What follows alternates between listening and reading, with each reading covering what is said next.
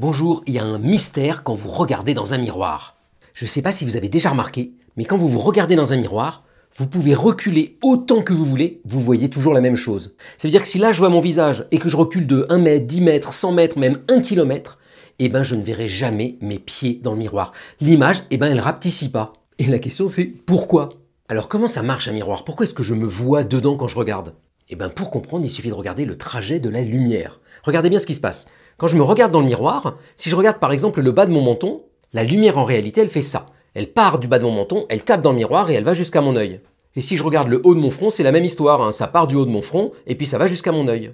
Mais mon cerveau, quand il regarde ça, il comprend pas tout ça. Lui, il croit que la lumière, elle va en ligne droite. Et donc moi, quand je regarde dans le miroir, le haut de mon front, j'ai l'impression qu'en fait, il vient de là. Il vient de derrière le miroir. Et pareil pour tout le reste de mon visage.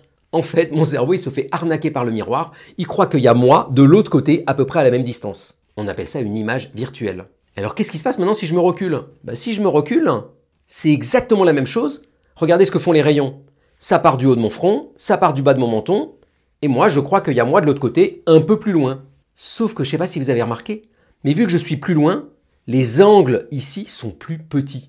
Et plus je vais m'éloigner, plus les angles seront petits, mais on verra toujours la même tête. Alors par contre, si vous ne prenez pas un miroir plat, mais que vous prenez un miroir parabolique par exemple, et bien là ça va grossir, transformer l'image et quand on va bouger, tout va changer. Vous avez ça par exemple dans votre salle de bain quand vous utilisez un miroir grossissant, ou que si vous vous regardez dans une cuillère à soupe par exemple et que vous l'approchez et que vous la reculez. Mais d'ailleurs, comment est-ce que ça marche un miroir? Pourquoi est-ce que ça réfléchit aussi bien, alors que si je prends un autre bout de métal par exemple, du papier alu, ça réfléchit très mal?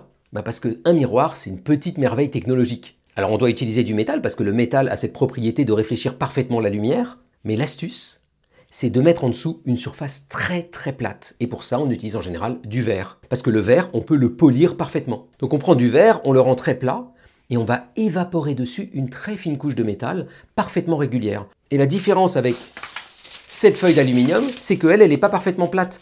Il y a plein de petits défauts partout qui font que quand la lumière elle arrive dessus, elle repart un peu dans toutes les directions. On dit qu'elle est diffusée. Alors que quand la lumière elle arrive dans mon miroir, elle repart parfaitement symétrique. On dit que c'est de la réflexion spéculaire. Voilà, je vous ai peut-être appris un mot aujourd'hui. Donc j'espère que la prochaine fois que vous vous regarderez dans un miroir, vous serez émerveillé.